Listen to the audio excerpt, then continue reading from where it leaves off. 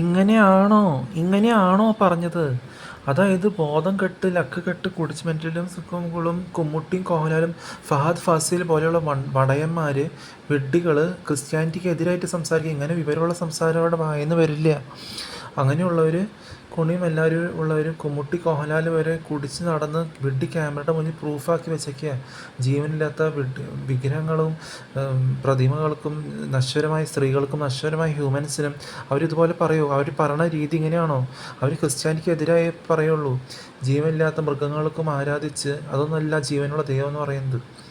ഏത് ശോഷിച്ച മുസ്ലിംസ് ആയിക്കോട്ടെ, ശോഷിച്ച ഹിന്ദുസ് ആയിക്കോട്ടെ, ശോഷിച്ച റോമൻ കാത്തലിക്സ് ആയിക്കോട്ടെ, അവർ എന്തെങ്കിലും കൊണ്ടിട്ട് പറയണത് വ്യത്യാസമുണ്ട്. സ്വന്തമായിട്ട് പറയാനൊന്നുമില്ല അവർക്ക്. തമ്മിൽ തമ്മിൽ കുഴി ചാടിക്കാൻ തന്നെ മനസ്സിലാവണ്ട.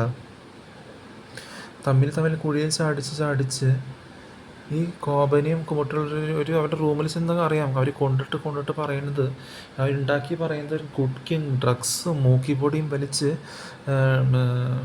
ബീഡിയും സിഗരറ്റും വലിച്ച് ഒരു റൂമിൽ ഒരു മുക്കിൽ കിടക്കുന്നുണ്ടാവും.